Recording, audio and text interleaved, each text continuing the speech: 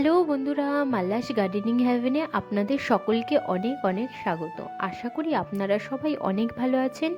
আমিও অনেক ভালো আছি, সাথে বাগানের নিত্য কাজে ব্যস্ত আছি। আজকে আপনাদের সাথে আলোচনা করব লেবু গাছের বিষয়ে। ডিসেম্বর মাসে লেবু গাছে কী ধরনের পরিচর্যা করলে সারা বছর প্রচুর পরিমাণে লেবু পাওয়া যায়, সে বিষয়টা আজকে আমি আপনাদের সাথে শেয়ার করব।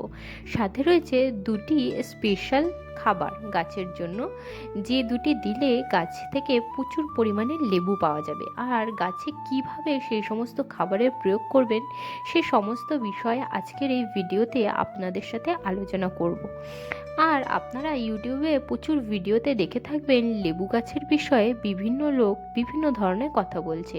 যেমন কেউ বলছে মাটি সম্পূর্ণ শুকিয়ে গেলে তারপরে জল দেবেন, কেউ বলছে পরিমাণ মাফিক জল দেওয়া যাবে, কেউ বলছে গোবর সার এখন ডিসেম্বর মাসে গাছে দেওয়া যাবে না, কম্পোস্ট সার এখন দেওয়া যাবে না, এখন ফুল আসার পরে গাছে খাবার দিতে হবে, কেউ আবার বলছে বোরনের স্প্রে করতে হবে। তো আপনারা কি করবেন, কিভাবে করবেন যাতে আপনার লেবু গাছ থেকে প্রচুর পরিমাণে লেবু হয়?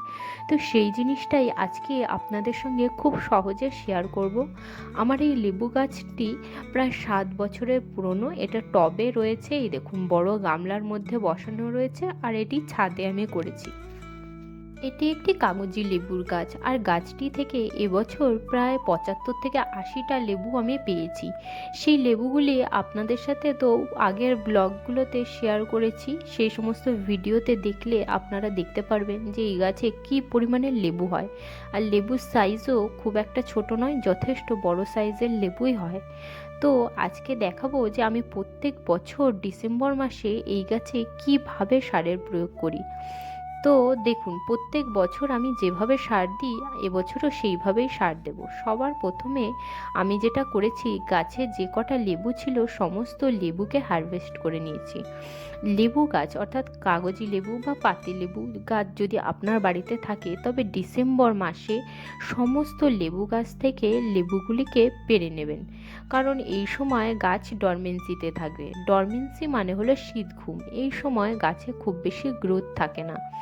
তো গাছে হয়তো খুব একটা হালকা একটা দুটো পাতা বেরোলেও বেরোতে পারে, কিন্তু এই সময় গাছ ডরমেন্সিতে রয়েছে। আর এর পরে ঠিক ফেব্রুয়ারি মাস নাগাদ গাছে ফুল আসা শুরু করে দেবে।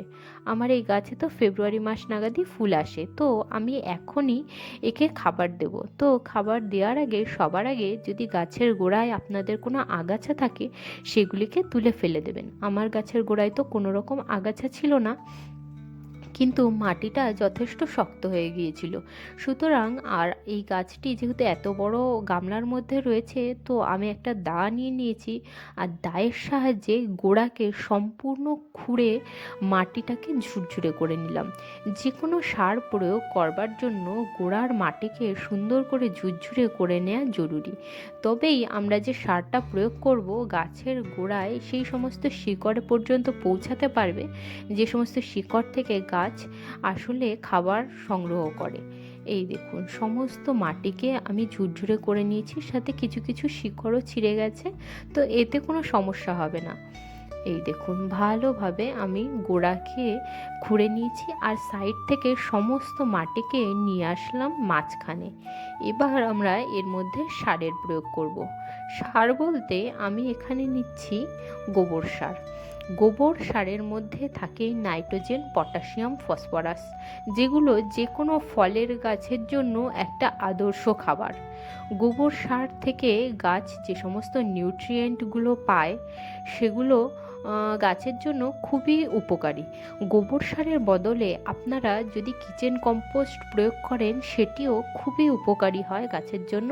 আর এই সময় নির্দ্বিধায় আপনারা গোবর সার কিংবা কম্পোস্ট সার দিতে পারেন। আমি তো প্রত্যেক বছরই এই সময় গোবর সার গাছের গোড়ায় দিই। এই দেখুন, এইভাবে গোবর সারগুলোকে আমি ভালো করে শুকিয়ে নিয়েছি প্রথমে। এবার গাছের একদম সাইড বরাবর মুঠো করে করে বেশ খানিকটা গোবর সার দেব। এই দেখুন এইভাবে দিয়ে দিলাম। আর এত বড় যেহেতু আমার টবটা, বড় গামলার মধ্যে যেহেতু লেবু গাছটা বসানো রয়েছে, সেহেতু আমি বেশ অনেকখানি পরিমাণেই গোবর সার নিয়েছি। কারণ এই একবার গোবর সার দেওয়ার পরে আবার আমি সারের প্রয়োগ করব 3 থেকে 4 মাস পর। ততদিন পর্যন্ত আমি শুধুমাত্র লিকুইড ফার্টিলাইজার দেব। তো সবার প্রথমে গোবর সারগুলো সাইডে গামলার সাইড বরাবর দিয়ে দিয়েছি। আর তারপরে এই যে মাঝখানে যেটুকু মাটি আমি তুলে রেখেছিলাম সাইড থেকে, সেই মাটিটার মধ্যে এবার এই গোবর সারটাকে খুব ভালো করে মিশিয়ে নেব। খুব ভালো করে গোবর সারটা ওই মাটিটার মধ্যে মিশিয়ে নেব। এইভাবে যদি আপনারা সার প্রয়োগ করেন, তাহলে গাছ খুব সহজেই এই যে গোবর সারের মধ্যে যে নিউট্রিশনগুলো রয়েছে, যেমন নাইট্রোজেন, পটাশিয়াম, ফসফরাস, এই সমস্তগুলো গাছ খুব সহজে অ্যাবজর্ব করতে পারবে। এই যে সমস্ত গোবর সারগুলো নিয়ে যে মাটি খুঁড়ে রেখেছিলাম, সেই মাটিটার মধ্যে ভালো করে মিশিয়ে নেব। মিশিয়ে নিয়ে তারপরে আমি আর একটা খাবার এখন প্রয়োগ করব, যেটা গাছের জন্য খুবই প্রয়োজনীয় একটি জিনিস। সেটি হলো হিউমিক অ্যাসিড। যে কোনো লেবু বা সাইট্রাস অ্যাসিডিক গাছের জন্য হিউমিক অ্যাসিড মানে কি বলবো, খুবই ভালো কাজ করে। গাছে প্রচুর পরিমাণে ফুল আসতে, ফল ধরতে এটি খুবই প্রয়োজনীয় একটি খাবার। এদিকে দেখুন, এই যে সমস্ত মাটিটার মধ্যে ভালোভাবে গোবর সার মিশিয়ে নিয়েছি। এই যে খুব ভালো করে গোবর সারগুলোকে মিশিয়ে নিলাম। এবার আমরা দেখব যে হিউমিক অ্যাসিডের জন্য আমরা অর্গ্যানিক পদ্ধতিতে কি ব্যবহার করি। সেটি হলো ভাতের মাড়। এইদিকে দেখুন, এই যে ভাতের মাড়কে আমি 2 দিন ধরে জমিয়ে রেখেছি। সাথে রয়েছে কিছুটা চা পাতা। এই চা পাতা কিন্তু চিনি ছাড়া চা করার যে পাতাগুলো থাকে, সেই চা পাতাই। আর এইখান থেকেই হিউমিক অ্যাসিড গাছ পাবে। অর্গ্যানিক্যালি যারা গাছ করেন, তারা হিউমিক অ্যাসিডের জন্য ভাতের ফ্যান কিংবা ভাত ব্যবহার করতে পারেন। বাসি ভাতটাকে একদমই গরম অবস্থায় কিংবা ভাতের ফ্যান কখনোই গরম অবস্থায় আপনারা গাছে প্রয়োগ করবেন না। 1 দিন 2 দিন বাসি করে তারপরেই গাছে ব্যবহার করবেন। এবার এই ভাতের ফ্যানটাকে আমি একদম সাইড বরাবর দিয়ে দেব। একদম সাইড দিয়ে দিয়ে গাছের গোড়ায় একদমই নয়, গাছের সাইড বরাবর দিয়ে দিতে হবে ভালো করে। দিয়ে নিয়ে ওই যে মাঝখানে যে মাটিটা রয়েছে, সেই মাটিটাকে দিয়ে এটাকে ভালো করে চাপা দিয়ে দেব। কারণ ওপরের দিকে রাখা যাবে না। এই যে সাইড বরাবর যে দিয়ে দিয়েছি ভাতের মাড়ের বদলে আপনারা ভাতও ব্যবহার করতে পারেন। এই যে সাইড বরাবর আমি দিয়ে দিলাম। এবার এই মাঝখানে যে মাটি আর গোবর সারের মিশ্রণটিকে রেখেছিলাম, এটাকে এইভাবে সমান করে সমস্ত দিকে চাপা দিয়ে দেব। ভাতের মাড়টা যাতে মাটিটার নিচে চাপা পড়ে যায়, ভালোভাবে চাপা দিয়ে দিচ্ছি। এই দেখুন, এইভাবেই আপনারা সারের প্রয়োগ করবেন। প্রত্যেক বছর আমি এইভাবেই সার দিই, এতে আমার গাছের কোনো ক্ষতি হয়নি আজ পর্যন্ত। আর প্রত্যেক বছরই ভালোভাবেই ফল আসে। আর আপনারাও এইভাবে গাছের পরিচর্যা করুন, আপনাদেরও গাছে ভালোই ফল আসবে। এই দেখুন, এইভাবে আমি সারের প্রয়োগটা করে নিলাম। এবার যে কোনো সার প্রয়োগ করবার পর আপনাদের প্রধান কাজ হচ্ছে জল দেয়া। এবার আসি জলের কথাতে। জল আমি সবসময় বলি, যে কোনো গাছের জন্য অতিরিক্ত পরিমাণে জল দেওয়া কখনোই উচিত নয়। জল ততখানি দেবেন যাতে জল ড্রেনেজ হোল থেকে বেরিয়ে না যায়। কারণ জল যখন যায়, তার সাথে সাথে গাছের নিউট্রিশনও চলে যায়। আর যেহেতু এটা মাটির গাছ না, টবের গাছে আমরা বাইরে থেকে গাছকে খাবার দিই। তো যদি আমরা অতিরিক্ত জল দিই, তাহলে ড্রেনেজ হোল থেকে যে জলটা বেরিয়ে যাচ্ছে, তার সাথে মাটির পুষ্টিগুণও বেরিয়ে যাচ্ছে। আর তারপরে অতিরিক্ত জল পেয়ে কোনো গাছ কখনো ভালো হয় না। নর্মালি লেবু গাছ যেহেতু কাঁটা জাতীয় গাছ, এই গাছে এমনিতেই জল কম লাগে। সম্পূর্ণ যখন দেখবেন ওপরের দিকটা শুকিয়ে গেছে, তখনই এতে জলের প্রয়োগ করবেন। এই দেখুন, আমার গাছ থেকে কয়েকটা ছোট ছোট পাতাও বের হওয়া চালু হয়েছে। বিভিন্ন জায়গা থেকে নতুন গ্রোথ আসা শুরু করেছে। এই দেখুন, এই টাইমটায় গাছ যেটুকু গ্রো করবার করে যাবে, তারপরে আর গ্রো হবে না, তারপরে ফুল আসবে, ফল আসবে। এই দেখুন, গাছটিতে ভালোভাবে সার দিয়ে জল দিয়ে দিয়েছি।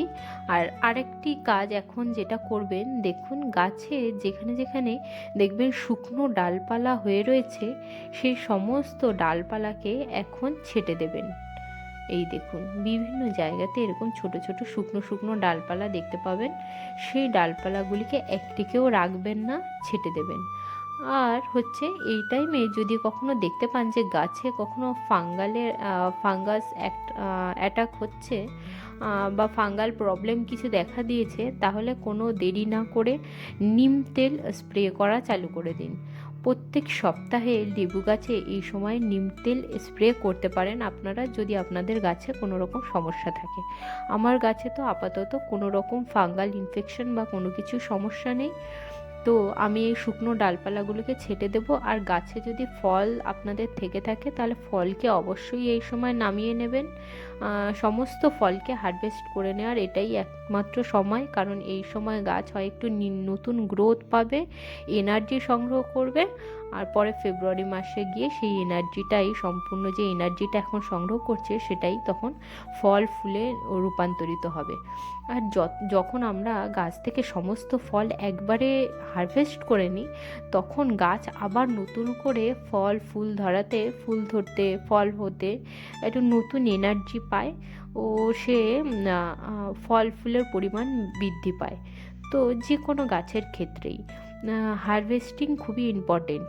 হারভেস্ট করবে, ফল যখন ধরে কিংবা ফুল ধরে, তখন আমাদেরকে দীর্ঘদিন সেকে গাছের মধ্যে না রেখে ঠিক উপযুক্ত সময় মতো নামিয়ে নিলে সেই গাছ থেকে খুব ভালো পরিমাণে ফল ফুল পাওয়া। তবে আজকের মতন এইটুকুই। ভিডিওটি কেমন লাগলো কমেন্ট বক্সে আমাকে অবশ্যই জানাবেন।